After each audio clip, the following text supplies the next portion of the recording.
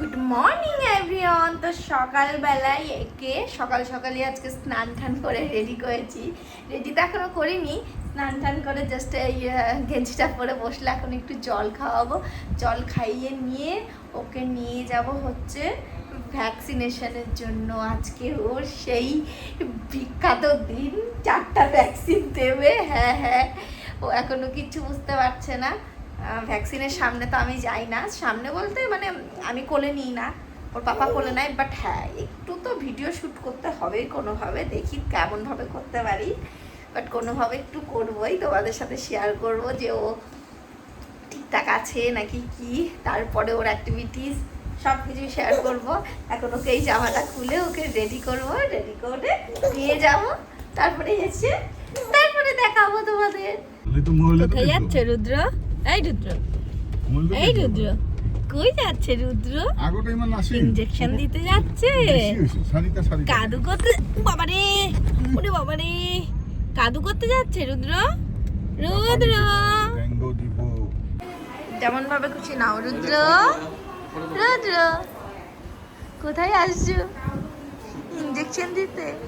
হ্যাঁ, এই ইনজেকশন দেওয়ার জন্য দিদি আসছে শিলিগুড়ির থেকে। বাবুটা ঘুরে হলো মাথাটা ধরেন, মাথাটা বাবু দিছি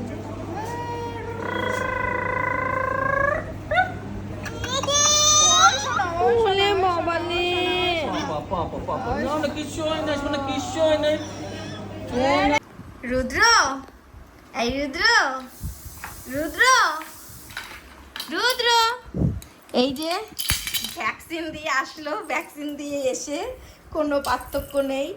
ভ্যাকসিন দেওয়ার সময় তো কেঁদেছে প্রচুর, বাট কিছুক্ষণ পরেই চুপ।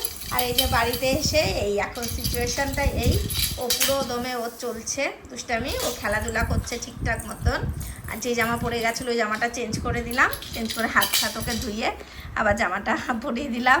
ব্যাস, ও একদম ঠিক আছে। এখন রাত্রে গিয়ে, মানে রাত্রে না, একটু পরে গিয়ে কেমন ব্যথা ট্যাথা কী হবে ওটা জানি না, বাট হ্যাঁ এখনও পর্যন্ত ও ঠিক আছে, একদম ঠিকঠাক। আর বাইরের ওয়েদারটা দেখো, পুরো ক্লাউডি, পুরো বৃষ্টি হচ্ছে। কালকে পরশুদিন থেকে কয়েকদিন ধরে পুরো বৃষ্টি হচ্ছে, জামা কাপড় শুকাচ্ছে না।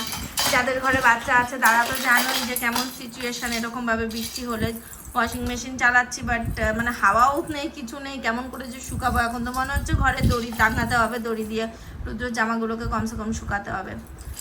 তো এখন আমি স্নানে যাব, গিয়ে স্নান টান করে এসে রুদ্রকে তারপর খাওয়াবো।